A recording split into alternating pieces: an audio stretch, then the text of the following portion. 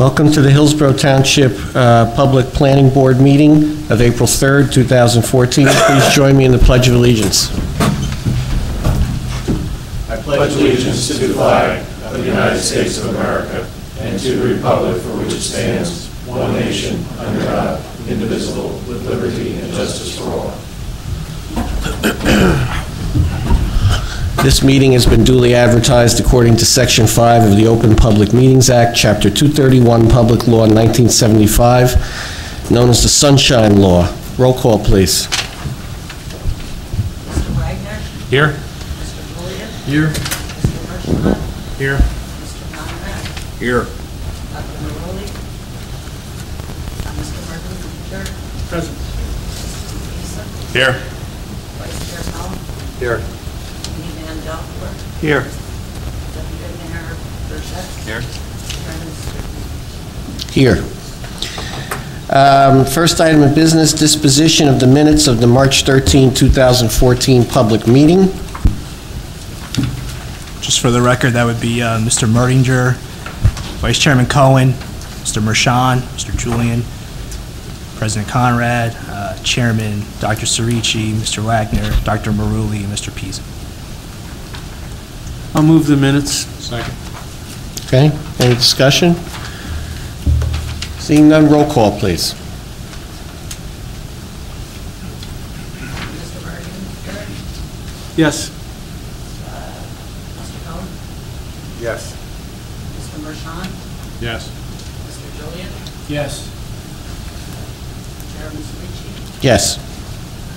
Mr. Wagner? Yes. Mr. Maroli?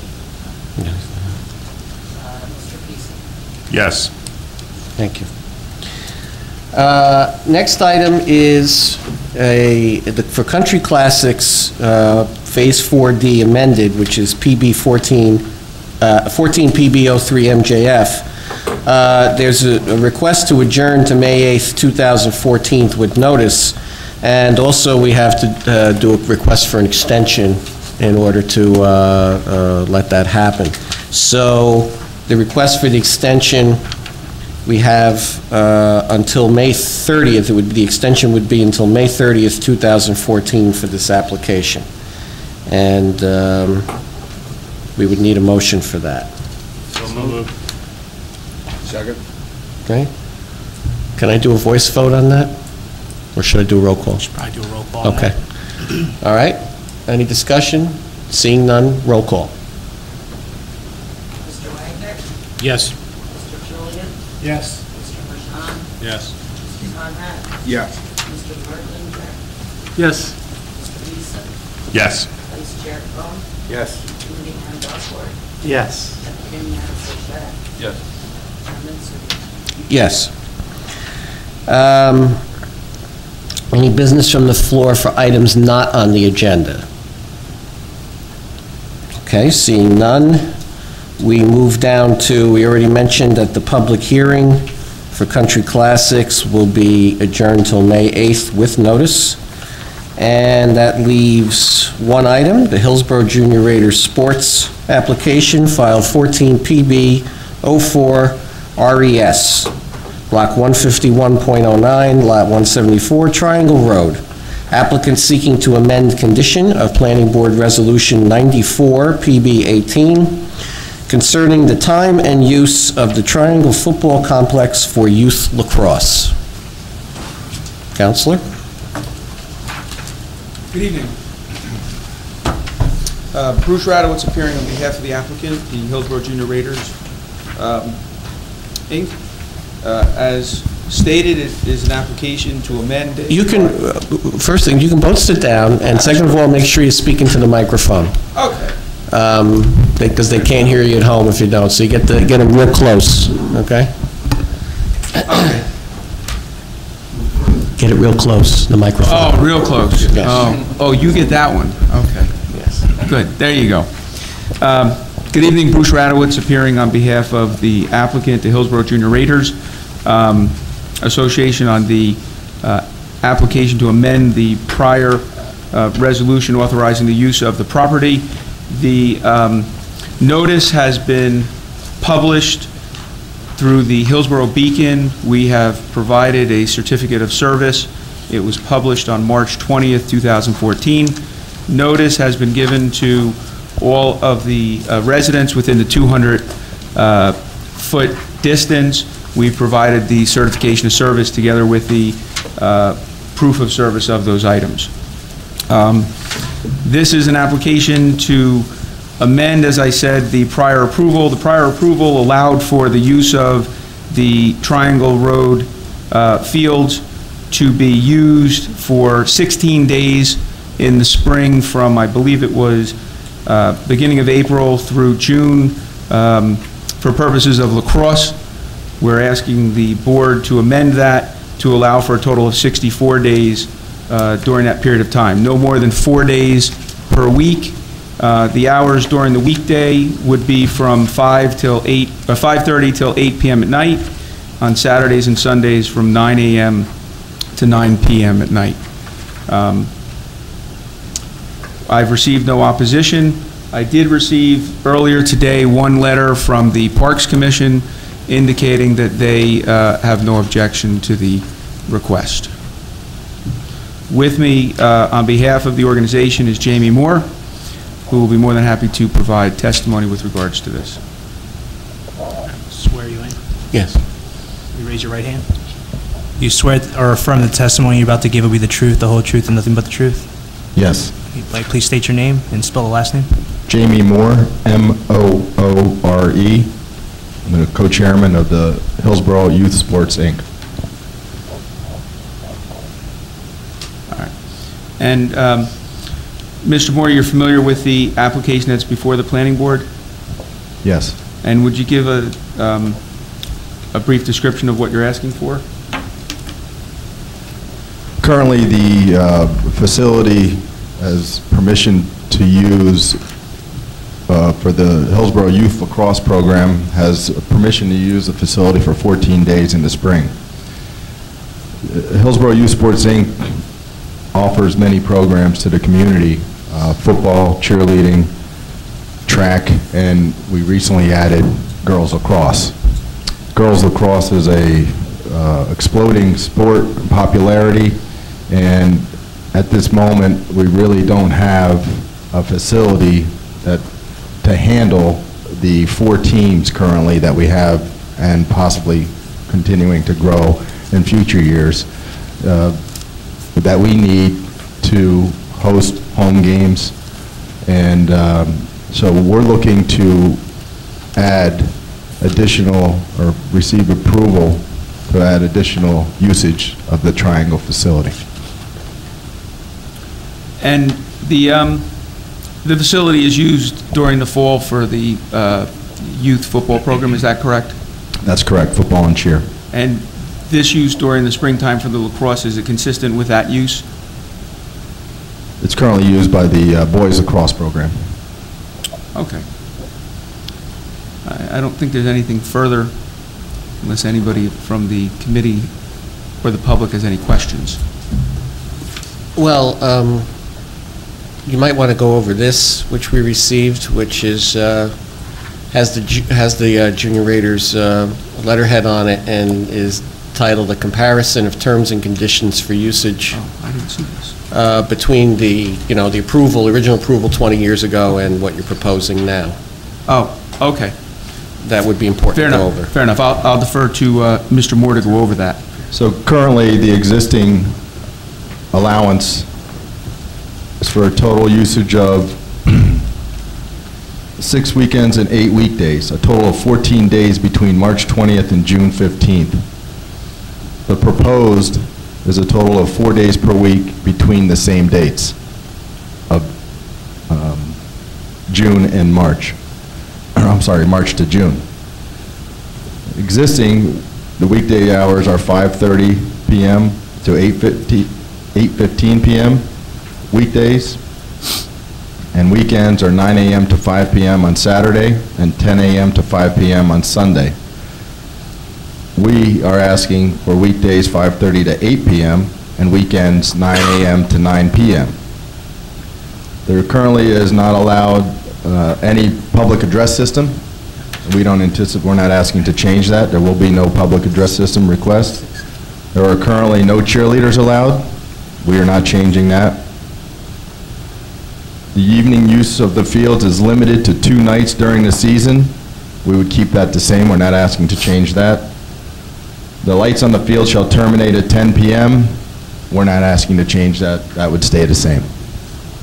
So the only changed from the existing approved usage is for a total of 4 days per week between March and June, March 20th and June 15th, and expanded hours on the weekends from 9 a.m. to 9 p.m. Now, by my quick math, the total usage that you're asking for, so 4 days a week between those dates, comes up to about 50 days. So that would be an increase from 14 total days to 50 between March 20th and June 15th. And then the hours, the main change is on the weekends, particularly at the back end, which is, or in the evening hours, where you didn't have evening hours on the weekends before, 9 to 5, 10 to 5 on Saturday, 10 to 5 on Sunday, and now you're proposing 9 to 9 on both days. So I just want to point out to the board that those are the big, that's basically what they're, so it's 4 times as, not 4 times, say 3 times as many days, 3 to 4 times as many days, and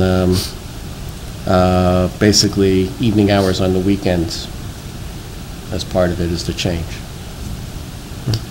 I would say that we don't anticipate using all of these days every week. The schedules obviously are set each year, and it's just making those dates available if needed. Our intention is not to obviously overuse these fields and have to use them 4 days per week and on weekends. It really is, you know, as you set a schedule, you need to have some accessibility. It just gives us a little flexibility and also allows for a little bit of anticipated future growth as we've doubled in the last year registrants. How many, just as a question, how many total days would you think, do you look at it in terms of how many total days you would need in your March 20th to June 15th season, or is it that it's not that you would fully use each day you use, but you'd scatter things here and there? In other words, if you currently are confined to 14 days, and you're saying you wouldn't use 50 full days, how many full days you think you'd use? Or does it, my question is, or does it not work that way, because rather it could be on, you know, close to 50 different days, but you're not using full days for your schedules? I'm not sure how your league works and how you schedule games, whether you have solid days of games or they're here and there. That's kind of the thing. Well, our anticipation is for games only and tournaments. Okay. Currently, there's the boys run a few tournaments over there that are all, you know, Saturday and Sunday. We anticipate the girls at some point hosting a similar type of tournament, maybe one day, maybe not as big as the boys, but it's possible that it could be 1 or 2 days on a weekend. During the week, we have 4 teams, so due to daylight and the restriction of really a 2-hour period, if we had multiple teams that needed a game, we might need to use a couple of nights. On the weekends, it's possible to run multiple games at the same time because we have 3 fields there, because you have the full day to use that. So it is hard to say exactly how it's going to be used. We do have fields that the township has given us permission to use for practice. So really our intent is for game purposes only at Triangle, which is really what the boys program is using it currently. Okay. Any questions from the board? I do. Can you just tell us what the correlation between the applicant being Hillsborough Junior Raider Sports Incorporated and Hillsborough Youth Sports Incorporated that you had mentioned. We are, Hillsborough Youth Sports, Inc. is the 501c3. That is the official corporate name registered with New Jersey. So it is Hillsborough Youth Sports, Inc. The organization is known as the Hillsborough Junior Raiders. Okay. And then also, before us today, is it the girls lacrosse or is it the boys and girls lacrosse? It's boys and girls. Okay. Thank you. Okay. Mike, did you have any other questions? No? Sure. So always being a proponent of youth sports in this town, it's definitely an integral part of, what I consider activities for kids and adults. But not a typical environmental issue, but I know the Environmental Commission has been working on a noise ordinance for a while. And I know in particular, I looked at the last time that this ordinance was passed, and there was some concern about the air horns being used. I know that, I read what was in here from the last resolution.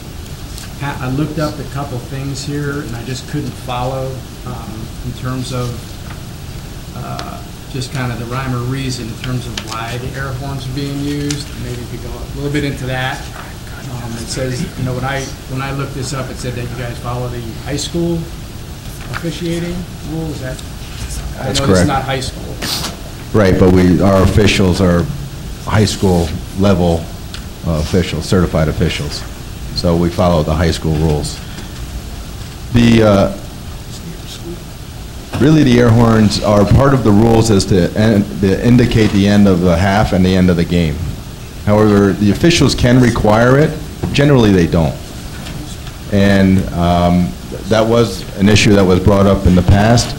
It is part of the game. I think if you have tournaments and at the older age groups, then they may require some type of an indication of the end of the half or the end of the game. Sometimes there's a bell that's used. We don't anticipate having to use an air horn, but it is part of the game. If the officials, and there was a tournament, wanted that, there's some type of indication, whether it be a bell or an air horn, that could be used. And it's a quick honk. It's not a extended long honk. It's a quick honk just to notify the end of the half or the end of the game. Yeah, I know it goes off regularly. So, that would be my concern from going off from 9 a.m. to 9 p.m. and it goes off pretty regularly, on a regular basis. So, again, like I said, I support what goes off? It goes off now? Yeah, the air horn is, in the neighborhood is pretty consistent. So, I would ask you just to, have concern for the neighbors in the neighborhood that came up last time. There are neighbors in the neighborhood that are still concerned about it, and I said from an environmental standpoint, the decibel level is pretty high on those air horns. What we could do is, we'll recommend that we use a bell, something softer than an air horn. I understand that. I would just ask that you just consider that. Right, absolutely. Would you expect to use it the same 4 days each week? Would they be set? No, they're not. It's when other towns are available. It's different each year.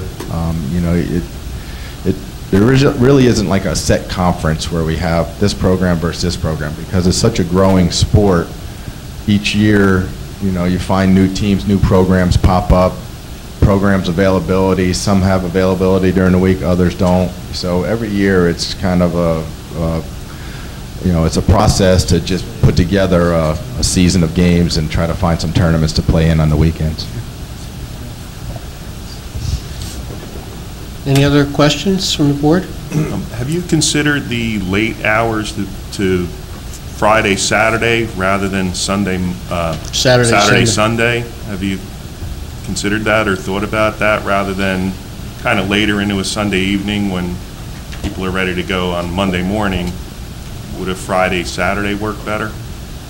Again, I don't anticipate being there on Sunday night. Okay. If the committee were to say you can only use it till 5 o'clock, on Sunday, or 6 o'clock, There could be an opportunity for, or the need for a game through, I'd say typically 5, 6 o'clock if you're running on a Saturday or Sunday afternoon. Generally, no youth sports go into the Wrap it up evenings. before then. Yeah. Okay. Thank you. That's just Sunday you're talking about, or you're talking about Saturday and Sunday? I would say just Sunday. Just Sunday, too. I also noticed that you're till 8 PM on weeknights, but asking till 9 PM, I guess that's Saturday.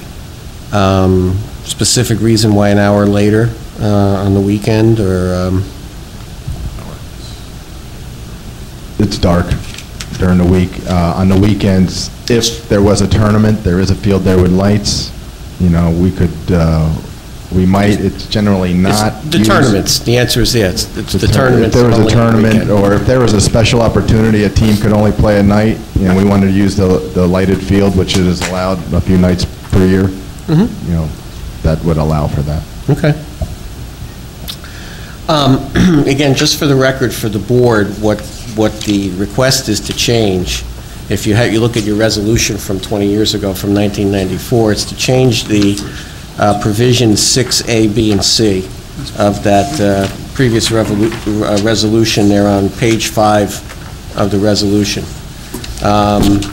Other provisions that remain intact are as mentioned here, as well as the use of the facility by the lacrosse program is limited to the 2 side fields. That's in the resolution. That was provision 7. And the provision 8 is what brought them here tonight, which is to change it. They had to, after 3 years, they had to come back to the board. Provision 9 is that the supervision of the use of the field by the lacrosse program is specifically on the direction of the Director of Recreation, which is a comment made by the Parks and Recreation Commission, which, in talking about a permit and field closure decisions. So those remain in place. Okay? Any other questions from the board? We need a motion to open to public? Oh, yeah, oh, sorry, so wait, Sam's had one. Wait. What kind of numbers do you have participating, and you say it's really expanding? I mean, where do you see this going, let's say, 4 or 5 years? Just ballpark? I'd say we're close to probably a little over 100 girls right now. And last year, we have 4 teams this year. Last year, there was only 3 teams. We had a junior clinic that we just were introducing to the under 9-year-olds, 7 and 8-year-olds, and they all came back, and now we have that team. So, and actually, that is another, but they wouldn't be using this facility. So we actually have that junior clinic. That's only 1 day a week. We use the high school. But I could see this growing by 20% a year, 30% a year, pretty consistently. It's really for opportunities at the high school level, and especially at the college level now. This is a big opportunity for the girls' sports, the girls to continue on into college playing lacrosse. Very good. We just took we just took insurance training, and they happen to reflect exactly what Jamie was talking about, saying that girls lacrosse is the biggest growing sport across the United States. Yep.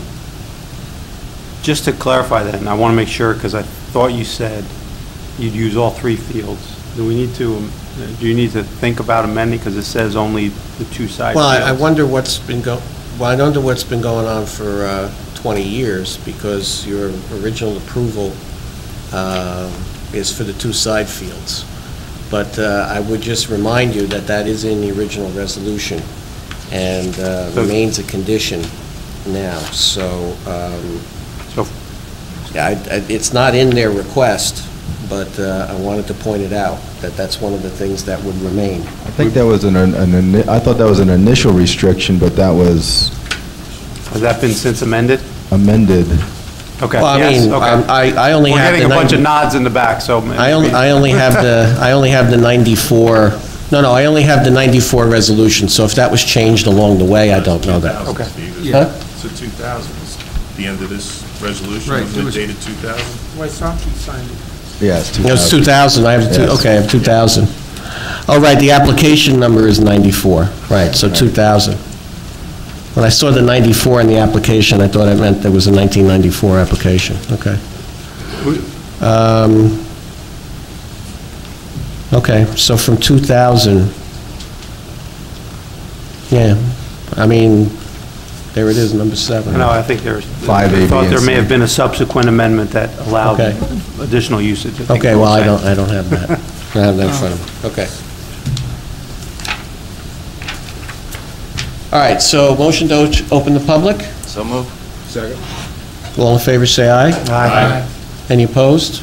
We're open to public, so if people want to comment, yes, sir, I know you did. You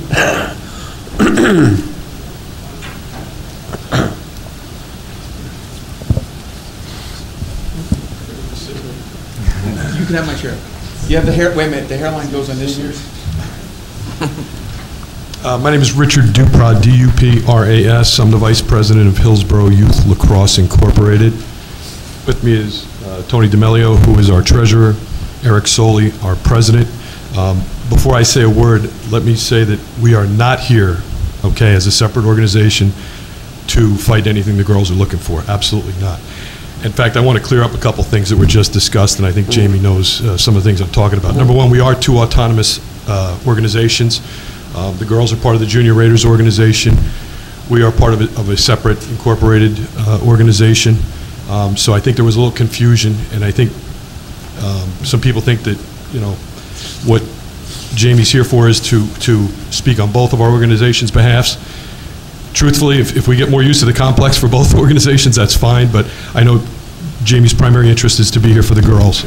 We actually met some months ago to talk about this, and you know, we're certainly open to sharing use of the facility. There's no issues there whatsoever.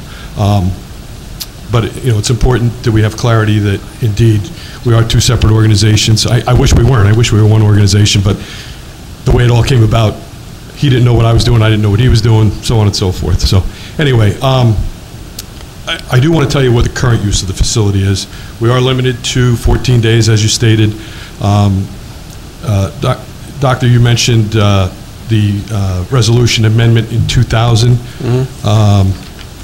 Indeed, everything you read is true. We're limited to the two side fields. If you look further in there, you'll find that there is a statement about us coming back in roughly a 3-year period for a review. There is, and I have it here, that we did come back to the planning board, which was pretty much a whole different group of people 3 years later. In that situation, we did get use of the third field. We obviously had testimony from people like Mr. Rezavi from Public Works, saying that we were good citizens, we did all the right things, so on and so forth. And the dates that are in here, the March 15th through June, whatever it was, I can't remember the exact dates. That's what we requested because that's when lacrosse season ran. So in 2000, those were the dates we requested. And we got the 14 days. Again, our intention was only to use it for games. We practiced at Doherty Park. In March, we practiced at Amsterdam School. That's never been an issue for us. We've also never used the 14 days. And we now have 8 teams with 200 boys. This current year, we have home games booked at the facility for 11 days. That's our current usage with 200 boys and 8 teams. That includes some tournaments that we run, it includes some individual home games on weeknights, things like that. The other thing is that we've never, ever, ever stepped on that field before April the 15th, ever, any of those fields. In fact, this year will be the earliest we've ever been on those fields, and our first day will be April 26th. In fact, this will be our 15th year using the facility. This will be our first ever April games, and it's only because of the way the calendar falls. That's the only reason we're using it on April 26th and 27th. So, you know, that's what our usage looks like. I'm trying to think, there were a few things that were said that I wanted to address. Oh, the horns. Indeed, when we did come back for the review in 2002, the horns were brought up.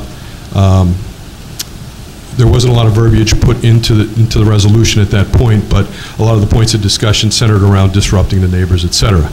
The only time we use horns is for our tournaments, and we do that because we have games going on simultaneously on all 3 fields. We have a central clock. In other words, we want, obviously, we've got, 15 teams or what have you playing games. We want everything to end on time, start on time, process, so on and so forth. And we do use the horn to end halves, start games, et cetera. I also, as part of the organization for 15 years, have donated my time as an official, a referee. I'm on those fields officiating those games when those horns go off, and I can tell you that there's been an awful lot of times I've been officiating a game and didn't even hear the horn go off. So hopefully it's not too much of a distraction. For our regular season games, we do not use horns. Any game that we host, we have the coaches yell horn. That's what they do instead of horns. Additionally, our rules have changed such that we're not supposed to use horns anymore at the high school level and the 8th grade level. Lower levels, they say you can still use horns. It's a substitution thing is what it is, kind of like in basketball when the scorekeeper hits a horn. So we've never done that for our home games, only for our tournaments, and again, it's because of central clock, keeping all 3 fields on the same page, moving things along. So, that's kind of what we do. That's what we've been doing for a long time. Again, we have no issue with sharing the facility with the girls. Our only concern as an organization is, we don't want to see the place get beat up. We've tried very, very hard to be very good citizens, and I think if you spoke to Rich Resevy from Public Works, he'd tell you that the first 3 years that we got use of the facility, we ourselves rototilled the goal crease areas and the face-off areas and put sod down, watered it, and maintained it ourselves for the next couple of months afterward. And when Rich saw that we did that, he finally came to us and said, listen, you guys are doing a great job, but you know what, we're the professionals, let us do it. We did a good job, but I think you would find that we've been good citizens over there. I think any of the neighbors, the fact that no neighbors showed up tonight to testify compared to 14 years ago when the room was full and both homeowners associations fought me tooth and nail, is a testament that, we've been good citizens. I'm confident that the girls will be good citizens as well. And I, to Jamie's point about, what he anticipates the usage to be, they're not going to use it for all those days. And truthfully, I looked at the calendar myself. It's actually 72 days if you do the math, those 4 days a week. So that's a lot. And I think if I was a neighbor and knew that, during the months of March to June, somebody was going to be there 72 days, I'd be a little upset. My guess is if they're there as often as we are, I'd be surprised, So that's kind of my 2 cents. If anybody has any questions for me about the boys program, just don't ask me why we're not the same program, because I can't answer that. So. Thank you. Anyone else wants to speak?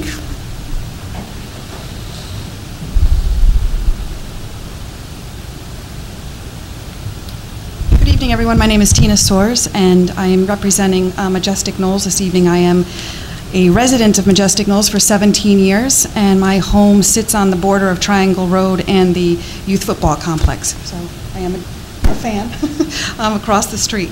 The reason I'm here tonight is I've lived in this home for 17 years, and when we bought the home, we were under the impression that the youth football complex would be used solely for football. As many of you are aware, and you've gone through it tonight, twice the youth lacrosse team has come here and asked for additional use of the field. We've gone ahead, and we have been here in numbers the past several years to ensure that the use of the field is done and done well. But a couple of things that still remain are the noise factor, the traffic factor, the trash factor. So to hear going from 14 days to 64 to 72 days is quite alarming. Knowing the amount of noise, the amount of traffic, the amount of trash that is on my front lawn, the sounds that we hear. I live on the edge of the property. There are other individuals here who live within Majestic Knolls on the other side, and they are hearing the horns and the traffic. Cars continue to come into Majestic Knolls in order to park because there's no parking space left over in the facility parking lot, so that is also a concern. So one of the things that I'd like to ask tonight is for you to consider not approving this 64 days. To me, that just allows 64 days of people to be across the street. I appreciate and do recognize that the youth lacrosse team that this gentleman just described, they're not there 14 days a year. They are there much less, and they have been polite and considerate. However, I think if we open the door up to 64 days or the 50 days will be utilized. Thank you. Anybody else? Please raise your hand. Oh, okay, from the left first and then from the right. Okay, go ahead, sir.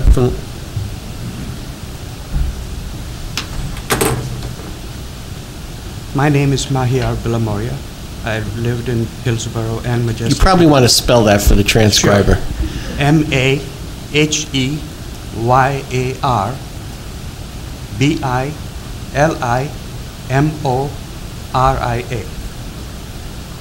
It'll be almost 25 years this September since I've lived in Hillsborough and in Majestic Knolls.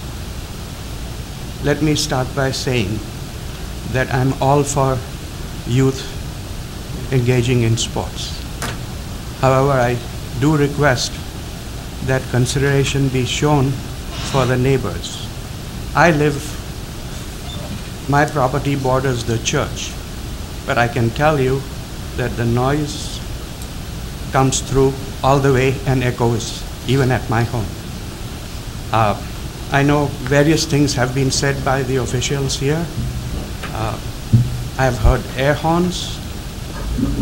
It becomes difficult to go in and out of the subdivision when games are held, especially on weekends, because there's a lot of traffic, and as Tina testified, it spills over. Even though our subdivision is a private subdivision, we pay for our own snow removal, road maintenance, all those things through monthly fees. People come, they've parked on people's lawns, they've parked on the side, and they've not respected the things. And even though I know they have the best of intentions, the parents who play, of the boys and girls who play, but there are many people who come from outside.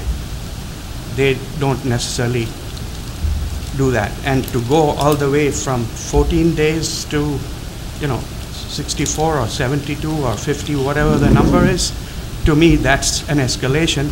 And, I understand population grows, more kids want to play. That's fine.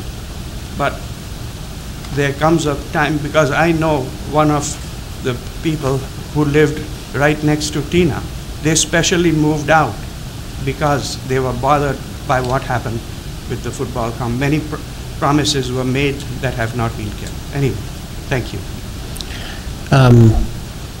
While I must apologize for getting it wrong that it was 2000, not 1994, when the resolution came out, I will say I got it right about the number of days between March 20th and June 15th, because that works out to a little more than 12 weeks, and they're asking for 4 days a week, not 7 days a week. You're right, your math is right if it's every day of the week.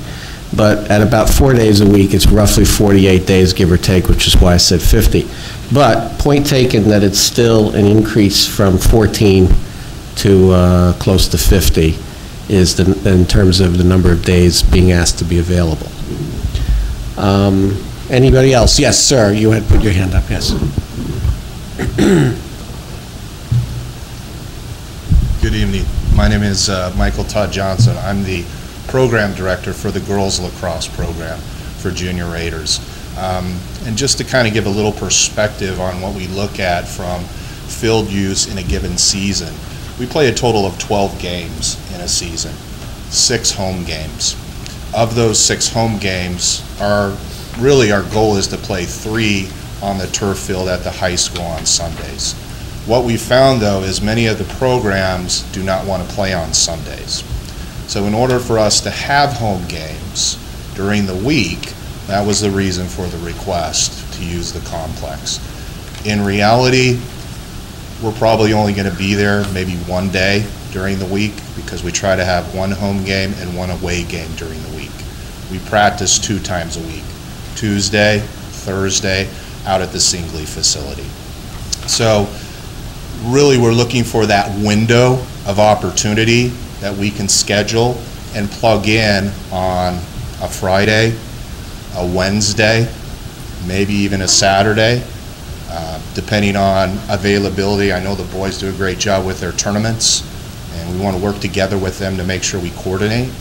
So even though we hear a big number of days, you know, you're really looking at, based upon schedule, 3 home games once a week. And I agree with what Rich said about not getting on those fields until later in the season, just to keep them pristine as possible.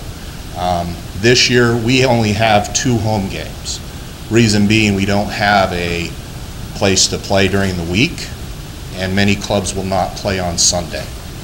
They refuse to come for whatever reason, and that's fine. We understand that.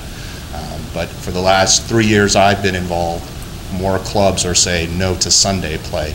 Even though we have a great turf facility, they're looking to play during the week. And I'd be happy to answer any questions from the board that you might have in regards to that.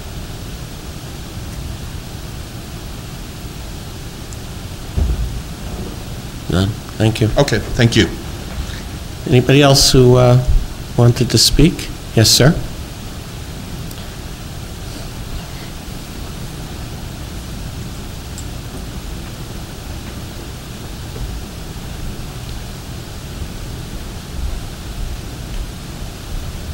Good evening. My name is Rick Lawrence, and I've been a 17-year resident over at Majestic Knolls. And not to be redundant, but I could repeat all the comments that my predecessors said, but I want to add just one more. We understood there were certain rules and restrictions that were given to these programs, and again, I think every one of us are in favor of youth having programs. Our concern is we see this escalation. We see the times and the days increasing, and we're wondering, you know, when is this going to stop? This is our concern. Is it going to stop here? Where is the end going to be?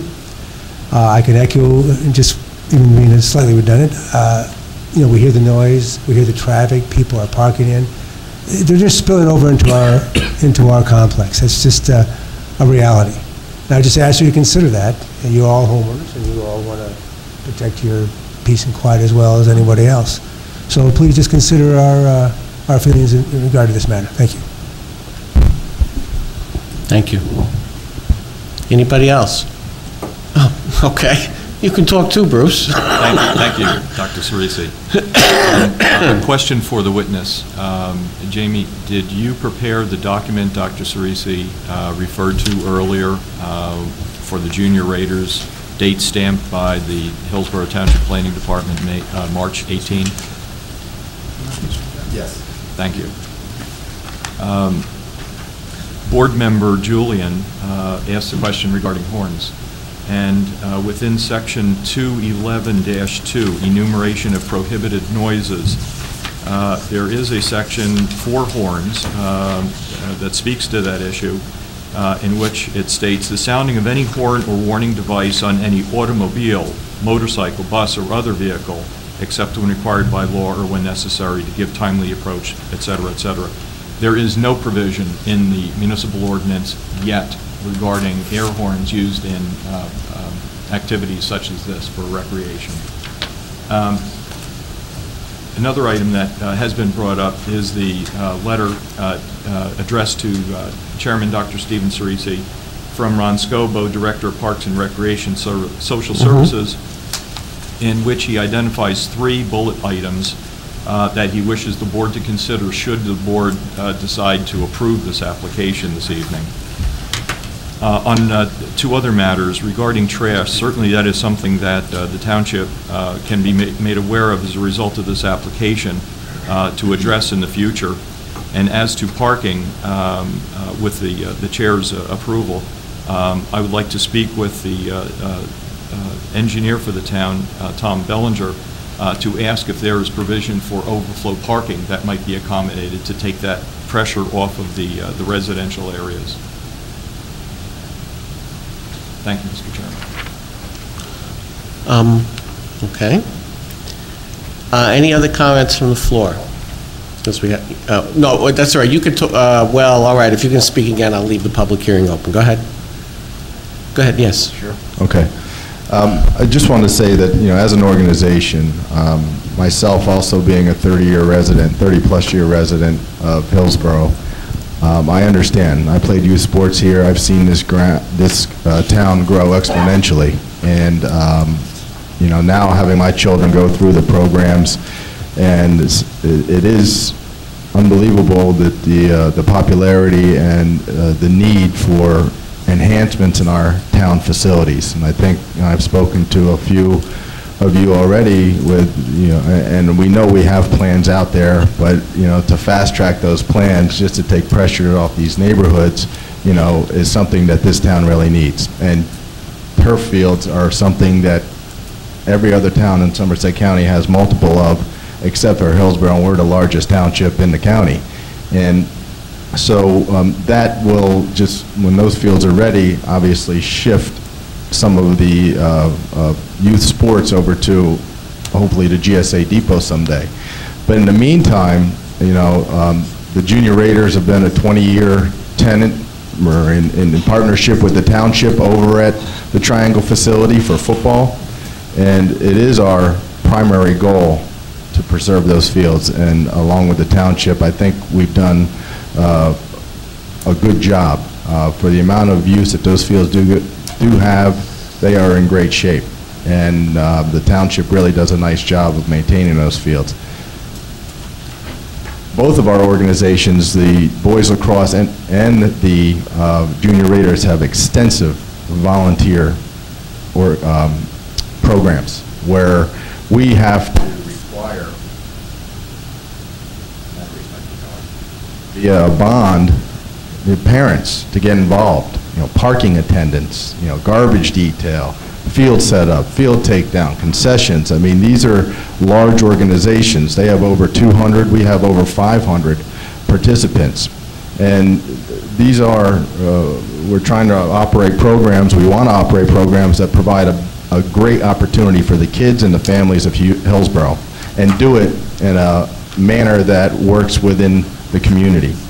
And so we go to extensive lengths to maintain and manage parking, garbage, noise, field conditions, upgrading of facilities. We have people volunteer to do things. We painted the goalposts a few years ago. That was just a bunch of volunteers getting together, getting a lift truck over there and painting them. We didn't come back to the township. So it's a joint venture. And the programs that are currently using the facility, I think, both work very hard to achieve all of the goals that have been listed here and the concerns of neighbors. And it's something, you know, we will continue to do. And but at times, you know, you can't control everyone and where they park and what they do, but we do make a tremendous effort and have a lot of people involved in our programs to manage these different aspects of the programs that are required. And also, as far as the usage, you know, we don't anticipate the usage being as high as the number is now.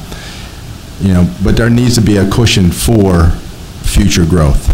You know, I don't think we all want to come back here every couple of years and do this, but so we're just, you know, there should be some consideration towards future growth of these programs. You know, by no means are these fields being overused currently. And, you know, as long as you're not using them when, you know, consistently when weather is poor or the fields are not ready yet, as we wait until, you know, into the spring to use these fields so that they can dry up, they could, you know, strengthen after the winter. And in the fall when we play football, obviously we use as much discretion as we can to not use them when they're soft or muddy. And so, but, you know, the fields are a great facility, a great asset to the township and the families and the for youth sports in Hillsborough. Thank you. Any other comment from the floor? Sir? No, wait till you get to the microphone. No, wait till you get to the microphone to talk, yeah. And then this is just something. Just introduce yourself again. You don't have to spell it again. Thank you. I was just wondering whether it is possible for Hillsborough Police, perhaps, to make some rounds through our subdivision to see that people are not coming and parking alongside and maybe even parking on some people's lawns, because there are times when I've seen that happen. Again, I don't know if it's possible, it's just a request. So it's difficult for the police to make rounds to know which cars belong where. Certainly if there are people parked on people's lawns that are problematic or strong, absolutely, we can, a phone call should go in and we can deal with that. But to have them simply make rounds, they have no idea which cars belong where. Any homeowner can call the police if someone else parks on their lawn. No, but I can tell you that along the entrance to our subdivision, there is no parking along the side. Yeah. Because they are all single-family homes, and we have some common spaces for people who visit. So when you see people parked alongside the entrance, you know those cars don't belong. Thank you. Okay. Did you want to? Go ahead.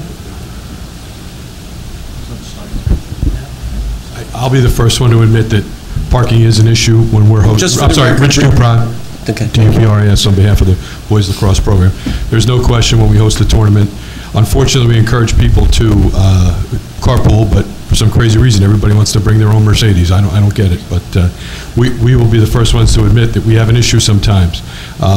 But myself and the two gentlemen with me can both tell you that any one of us has called the police on more than one occasion because we've seen the issue, and we try to address it. And we were just discussing amongst ourselves, we do have 2 weekends when we host these tournaments. We're going to, and we do everything we can, honestly, to try and prevent these types of issues. But if it's okay with the homeowners of Majestic Knolls, we will gladly come over and post some signs alongside the street that parking is illegal, period.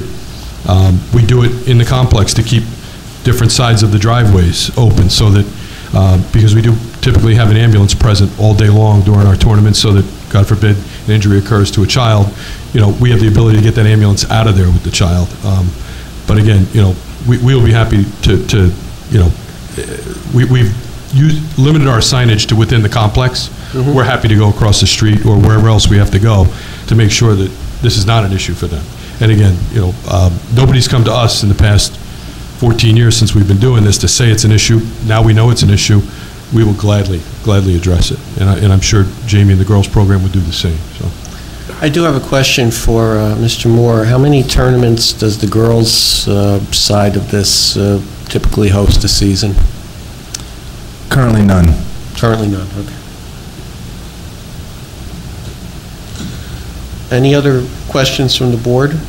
Just a quick comment. Get the mic for you too, yeah. Just a quick comment for both organizations, and Mr. Duprod just kind of mentioned what I was thinking also. For the most part, the Hillsborough people, the athletic associations do have a passion and a stewardship for the property and everything. A lot of times on the weekends when the tournaments are here, there are a lot of out-of-town organizations that do come in here that just don't have the same passion for Hillsborough that you do. So I would just ask that, you kind of set the standard and talk to those other organizations as they do come in and kind of let them know, what you kind of believe in as well. So I think that's what I kind of hear from some of the neighbors, as well as, I could attest to as well. So I would just recommend just keeping an eye on that as well. The two signs make one sign. Very inexpensive. Some tournaments put them out if the association agrees. If the association agrees to allow that, that would be a big help. I'm sorry, finish the first thing. If the association for Majestic Knolls would agree to allow out on Triangle Road signs saying no parking, violators will be towed during tournaments, that could be a big assistance to the residents over there. Yeah, only is it's a if there were private roads, it would be for them to allow. If not, and you're putting the signs like in the grass strip between the street surface and the sidewalk, that's township property. It's probably part of the right-of-way, so they wouldn't have to allow it. But again, yes. Rich Dupra, when we send out the schedules and field maps and directions and such for our tournaments, I do send out an email to all the programs stating we encourage, carpooling. And there are certain roads, it's listed right in my email, where you're not supposed to park, okay? we will take the extra step now in making sure that it's posted on the front page of our tournament website. And I have the ability to do that. I will make sure that that's done. I will even be happy to list road names if somebody can provide them to me where parking is not allowed, period. I would bet, and I'm sure we all see that now, that what the residents are talking about when they have bad experiences would be the tournaments. No doubt. That's when you would have the overflow of parking, that's when you'd have the overflow of garbage, that's when you have too much noise. It's the tournaments which are the real imposition, not local games. No, I understood. And, yeah. You know, to Jamie's point earlier about the number of volunteers that get involved, we have an inordinate number of people that are involved in assisting with parking, making sure people aren't parked in the wrong spots, et cetera. We can certainly be more diligent, but I think the signage thing, and then obviously, you know, us posting some information on the front page of our website, which all the parents use for directions from other towns I'm referring to, for directions, game schedules, et cetera, I think that would be helpful too. And I'm happy to share all that information and webpage type stuff with Jamie when their time comes to run a tournament.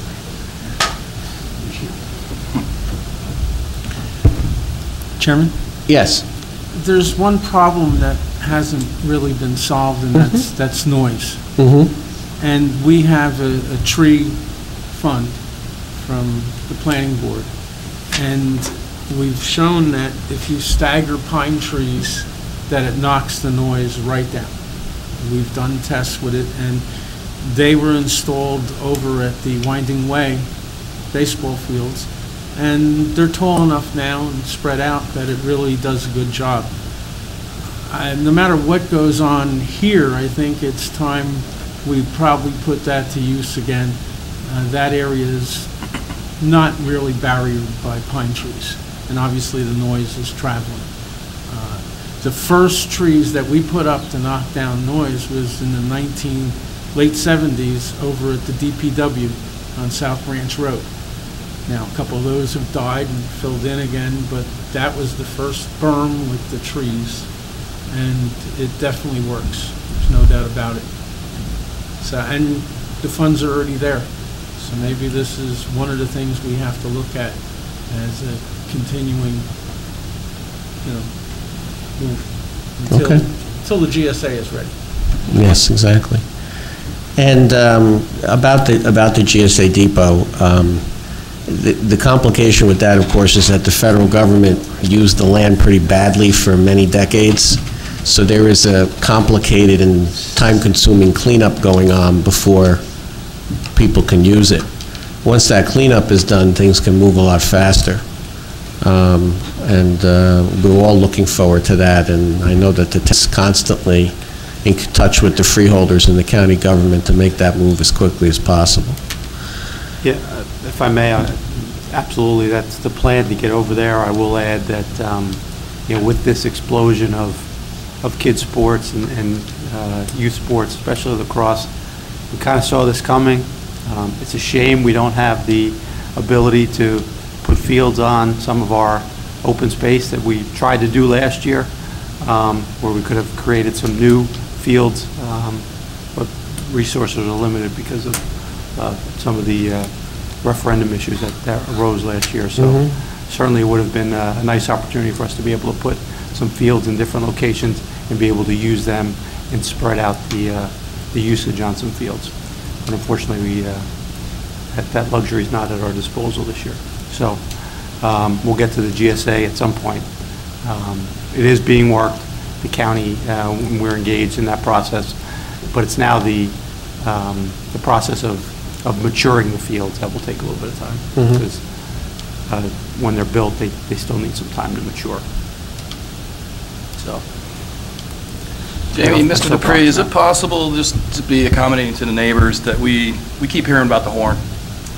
So can you put in resolution to, I guess you had said, let's use a bell, or let's get rid of the horn? Would that be possible? So, just for the neighbors' sakes? I'd be happy to substitute a bell for a horn. I think it would be a little louder personally, but no, I'd be happy to do that. Well, I have one hanging off the back of my house. It may not have to be a bell, but something that the neighbors would be a little more accommodating. No, no issue with that. A bell would would certainly work just as easily as a horn for us. That's Jamie? not an issue. Absolutely. Okay. How about starters pistol? Any other comments from the, we have to close the public hearing before we can actually decide on something here. But any other comments from the floor? Okay. Motion to close public. So moved. Second. All in favor, say aye. Aye. Any opposed? Okay. Hey, Bruce, Thoughts from the board members for, okay, yes. Is it possible to have Ron go over and do a site survey on garbage cans or disposal? Yeah. Yes. Thanks. Well, I guess Public Works, coordinating with Public Works, have them check and make sure that it's sufficient. I've been involved in... It would be parks. Can I? Parks. Thank you. Oh, okay. You're an expert. You're an expert on garbage. Correcting the record. I've been involved with sports programs for years before I came here. I helped manage Edison Angels. And it's true, the parents all have to get involved. They all do the best they can. If you get your windy days, you get a lax family, it only takes a couple of people. Something gets loose, they're not going to chase after it. So I don't think anybody's going out of their way to dump garbage. As far as people parking on somebody's lawn and just leaving the car there, I got a headache thinking about it. I can't imagine anybody sitting in their home allowing that to happen for longer than 2 minutes before I'm calling the cops and taking a picture of it and calling the cops. You know, if that's happening, you're not calling the cops. Hey, that's on you. It's not on us. And it's not on them. All right. Now the Rotary runs the carnival and the fair every year. And we work very hard, well, I know we do. We work extremely hard at keeping the parking lot of Lowe's clear of carnival traffic, customer traffic, so that the people that actually need to go to Lowe's can go to Lowe's. So I don't think you're going to have to work that hard. You probably got a few minutes before the games, in between games when new teams are rotating in and out.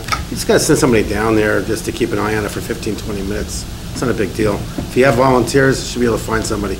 Sticking signs in the ground, I'm not one of those people. If I was living there, I want to see a bunch of putrid-looking paper signs, don't park here. They become lost. It's just like the same stupid signs they stick on my street when the Memorial Day parade's over with. Those sticks stay in the ground, the paper's flying all over the place. So just sticking somebody there probably do the job.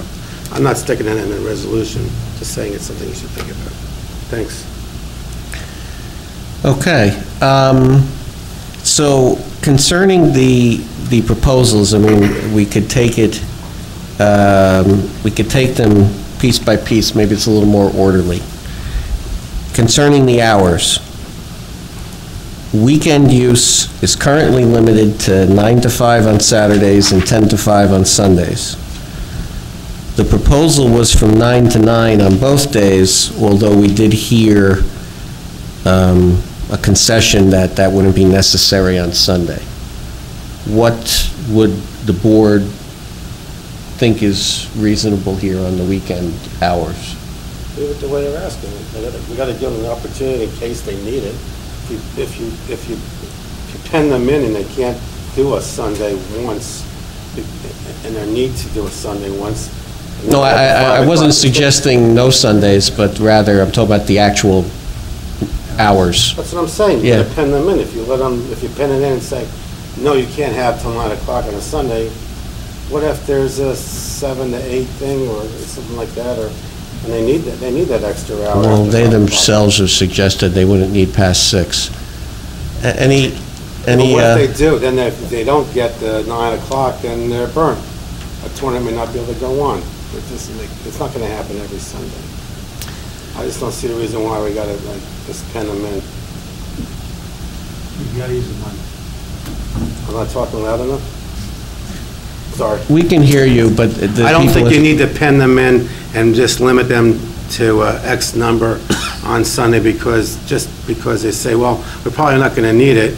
What happens if they do need it? You know, what happens if there's a one opportunity for a tournament, not now, but 2 or 3 years from now when it has grown and the GSA fields aren't ready and they have to say no to something? I got to totally disagree with that one. Sunday night. I just don't think there's any reason to still be playing sports that close to houses that late in the weekend. I agree. The work week's starting. I don't see why 6 can't be the cutoff. I mean, we have a similar issue with the baseball complex over on Willow Road. I believe they're not allowed to start on a Sunday. I want to say, what, till 11, Frank, in the morning, Sunday? 10 now. 10, and they're asking to start at 9, which I think is early on a Sunday, but, I mean, to go to 9 o'clock on a Sunday night, you know, I mean, it's a residential area. They said they're probably not going to need it. You know, kids got to get up. Most of these are, I believe Jamie said, younger kids under, what, 14 or so? Yes. You know, I don't think many parents are going to want them there, so I don't think, personally, you know, in reference to that, I think 9 o'clock on a Sunday is late. What would you propose? 6? 6 o'clock. Would that be too much of a hardship on you? Absolutely not. Okay, thank you. Okay, so we'd be talking then 9 to 6 on Sunday? Would be all right with the board? Okay. And the request on Saturday is 9 to 9? Okay? Yes, they do. All right, so 9 to 9 on Saturday, 9 to 6 on Sunday. Seems to be reasonable to the board. That's reasonable to the applicant? Yes. Okay. Weeknights, you haven't actually proposed a change. It's made it earlier. Made it actually end at 8 rather than 8:15. That seems fine. Now the question of the dates are apparently already in the resolution. Those dates actually, in the resolution, it said originally March 25th to June 10th. I don't know whether that was changed a few years later, since I don't have the resolution from a few years later. But you're asking for March 20th to June 15th. You're saying that the lacrosse season changed, you know, got a little bit longer? Yes, go ahead. I mean, you want to, although we closed the public hearing, we can't actually. We closed the public hearing, we can't. Maybe Jamie can answer. Those dates were specific to the year 2000. Okay. I think in my initial request, we used the actual March to June, March 1 to June 30th. And then when I put together the comparison, it was, you know, so there's a difference in my letter that I originally sent, but then after looking at what is in place, not asking for a lot of changes, I put it back to March 20th to June 15th, which I believe is fine for everyone. Okay. What the original resolution said was that the use that I was quoting from it is for a period of 3 years, and then if at any future date there's a need for use of the field other than that, that it would be deemed a modification, you'd have to come back to the board, and apparently that was done then, and there were modifications made. So that's why I was asking, I was wondering whether March 20th to June 15th was a prior modification or not. But okay, so March 20th to June 15th. And the 4 days per week, which as I said, I calculated is about roughly 50 days between March 20th and June 15th would be opened, as opposed to 14 days, 6 weekend and 8 weekdays that are open now. Thoughts from the board?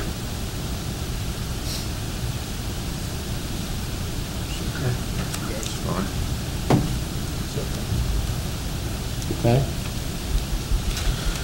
All right, then the board doesn't have any suggested amendments to that either to ask the applicant about. So therefore, I think to sum it up, we have, yeah, we'll get to that. So we have the 4 days a week availability between March 20th and June 15th.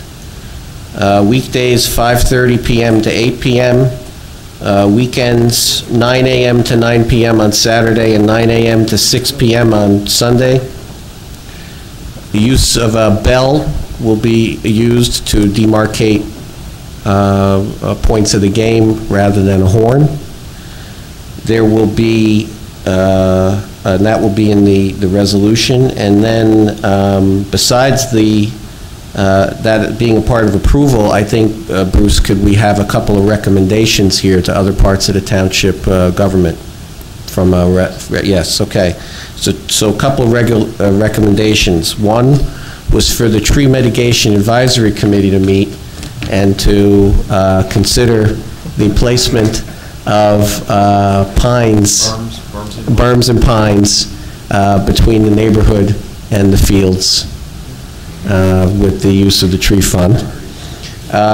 For the Department of Parks and Recreation to survey this field, particularly in regard to tournaments, for the sufficiency of parking and garbage collection, and for the Township Committee members present to speak to the police chief about extra policing during tournaments, which is probably the time that it's needed for parking and other violations from visitors.